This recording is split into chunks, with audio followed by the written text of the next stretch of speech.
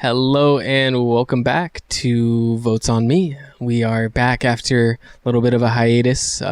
Still trying to figure out exactly what kind of content we want to make with this channel, but what we got for you guys today is some power rankings, some good old-fashioned sports power rankings. Going to be going 11 through 1 on both the male and the female side, since I believe we're going to have, a male and a female winner this season. Fingers crossed they don't pull something at the end, but it seems to be that way. So we're going to go through the remaining players, talk about who we think's most likely to win, give a little input on the game thus far as we reach the halfway point in the season. So let's go ahead and get into it. I don't know if you had a preference, Trent, going men or women first, but why don't you go ahead and tell us who's 11 and 10 on that? We will go ahead and do the women first, and we're going to go with Naya in last place and Olivia. So I think that they both have the lowest chance of winning this season, just because of both their social game and, just how they've been performing this season. Yeah, and the numbers on the left, we're going least likely to win. I guess to the high to low is it adjusted for whatever. It all works the same. So yeah, Naya and Olivia both not in terrible positions politically. Naya has kind of the Jordan armor, and Olivia has the Michelle armor. But I just don't see either of these two winning a final, nor do I see them winning multiple eliminations. So for that reason, I think you do have to go ahead and say probably the two least likely women to win. I think that's safe. Yeah. So next, we are going to go with Avery. So Avery is another one that just does not have a very strong social game, and with the people that are on her team, I just don't see her making it that much farther. It's a tough shake because I really don't think her social game is too bad. It's just a matter of like relationships that have been built while she was not doing the show, and I think it's probably going to be too big of a mountain for her to climb, but we also don't really know what she's capable of. We've seen her a little bit in All-Stars, a little bit on this season, but it's been years since the last time she competed, and I think give her the benefit of the doubt if it was in a final, that maybe she has something a bit more long distance in her, but really have no way of telling at this current point. So I think that's a good number for her. Not the lowest, but third lowest, and that's fair. Yeah. So next, we're going to be going with Casey. So Casey, pretty strong social game this season, just because she's connected to the Vacation Alliance. But she just, I just don't see her being able to keep up with the other women in the season. Yeah, I mean that's quite frankly it. First champ on this list. But just not someone that is going to win a final. I just don't see it. Even if you took these four women in the final, I wouldn't be confident in Casey beating Olivia or Avery, just because long distance has not been something that she has shown very strongly. And these are, in our opinion, the four weakest women. I just don't think she has a chance against some of the top girls this season. Yeah.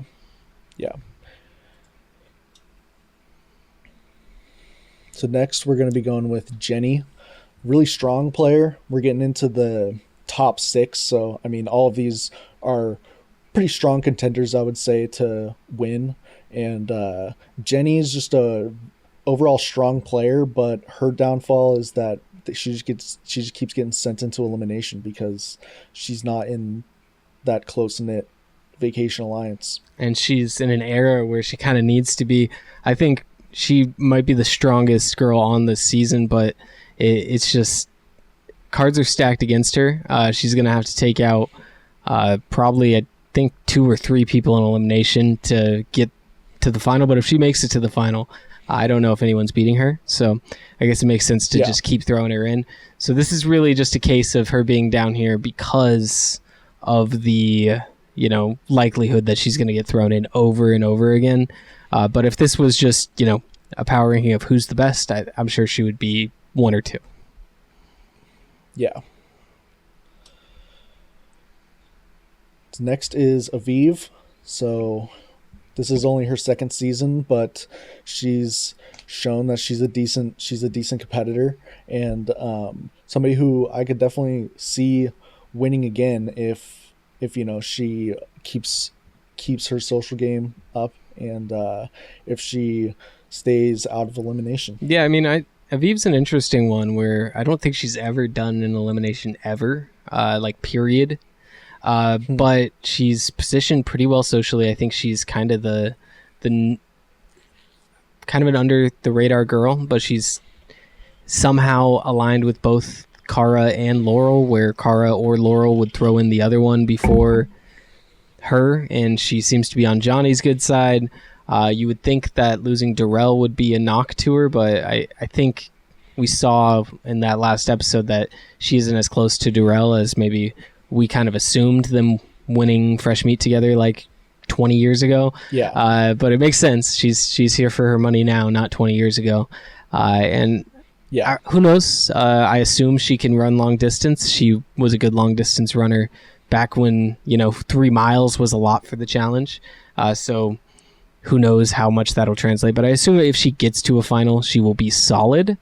But I think she's probably going to get thrown into some eliminations here soon, just with the numbers dwindling, and Era 2 is going to have to start turning in on itself. And not the best position, but I think better position than Jenny in terms of like the era she's on and whatnot. Yeah.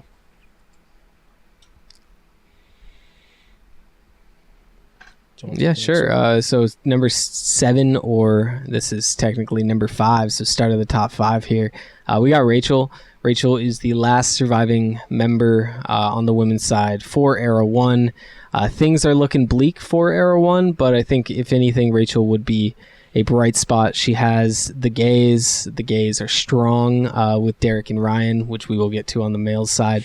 But it's going to be interesting to see how this goes if Derek gets eliminated and it's just her left. Will they absolve teams? Are they going to absolve teams next week? What are we looking at? But right now you would have to assume that she's going into every elimination that she doesn't win the challenge, and I don't see how she's going to win a challenge with the current numbers. But anything's possible. Yeah, but she's another one she's just a really strong competitor, and if you see her in a final, she's definitely going to give you a run for your money. And then coming up on the top, continuing that top 5, we have Michelle. Michelle may be the weakest woman in this top 5 in terms of accomplishments on the challenge. She's definitely the highest non-champ by a good margin. And that just comes down to her social game. She kind of has all of the cards right now. The showmance, I think it's an actual relationship she's got going with Devin, is pretty much got her protected from all sides except if Era 1 wins, which doesn't seem to be a reality at this current point. So Michelle is sitting extremely pretty, and we assume if she did get to a final and was able to compete throughout the whole final, she would do pretty well. She's good with puzzles. She's good with endurance. I haven't seen her have trouble eating. I think a final would be something that Michelle would excel at, and she has the relationships to get there. So I think it makes sense for her to be this high. Yeah, definitely. This would be top 3. So at number 3, we have Kara. Kara is interesting. I think she gets a bump for her reputation. She's basically the face of the challenge at this point. Maybe not at this point, but at least for a good chunk there she was. Who knows if she could beat Laurel or Rachel or Jenny in a final, but it seems like she has very good relationships this season, and it seems like she should be able to get to that final very easily, albeit maybe she has to go in one elimination. Yeah, and the only person that she's gonna have to worry about is Laurel and all the people that are, on Laurel's side of the whole Laurel Carl thing. But I don't think that'll get in the way too much of, ultimately who's gonna win. And then at number 2, we do have Tori. Tori seems to be protected from everywhere. Era 2, Era 3, Era 4. I don't see a situation where Tori goes in unless, I don't know. I really don't. Kara maybe having power. While Tori's a target, that's probably the only situation where I see that happening. And for that reason, you gotta put her up there. I think the biggest question is, could she outrun if you take 4 random women on this list, could she outrun them in a final? And she eats, sleeps this stuff, so you would like to think she could. Yeah, it would be a toss-up. And at number 1, none other than Laurel. She came in and won All-Stars. We assume it was the last production since this one, or I guess there was 39 was filmed in between that, but we really have seen a bit of a shift in the way these eliminations are being made, and Laurel seems to be good at all of them, especially the challenges. She is very good at the modern challenge, and even though she does not have a good political game, she's strong enough that guys want to keep her around because they want to run with her in a final. So you're seeing that with Johnny, you're seeing that with Kyland. Guys want to keep her around even though she's kind of awful to live with. And I think, okay, I see, we sorted it out, so it's actually through the 1 through 11. So yeah, that is your 1 through 11 power rankings with Laurel at number 1. Yeah, I think that's a solid list. So let's continue with the men. So we're gonna just rapid fire these first 2. We got Ryan K and Derek K. So I would put Derek a bit higher because he has been kind of the main character this season. He is the last remaining male on Era 1. I just think the injury is serious. I think Derek's a tough dude and he wouldn't be hobbling like that 3 days later, 5 days later, however long it's been, if it wasn't something serious. So I would think that it's something that will hinder him going forward. I think he's most likely hiding from doctors at every site because they probably would send him home because it doesn't look good. And he has no alliances, so he probably will be going into elimination over and over and over until he goes home. And then Ryan K, I just don't see a reality with him. I don't see it. Good luck. Yeah. Then Nehemiah, who was the CT Slayer this season. It seems like anytime CT gets sent home in elimination, it's always a big moment. By an underdog. Yeah. Big underdog story. But CT's always just the person to beat in an elimination. So I guess every person that goes against him. He has a negative record in elimination, which is kind of surprising when you think about it. I think he's 5 wins to 7 losses or 6 wins to 7 losses, something like that. He's just one of those guys that's hard to get out. He normally isn't sent into elimination. With the way that this season was, it was something that had to happen. And unfortunately, he got sent home by Nehemiah, who I think is a bit of a sleeper. If there's anyone on any of these rankings I think might be too low, it would be Nehemiah, but I just don't think he has the relationships to get him through without winning at least 2 or 3 more eliminations. And with the guys left, I think winning 2 or 3 eliminations is a tall task. Yeah, and with the case with some of these bottom people, it's just they're always in the conversation being brought up of who to bring into eliminations. So I think that's just a main part of why he's so low.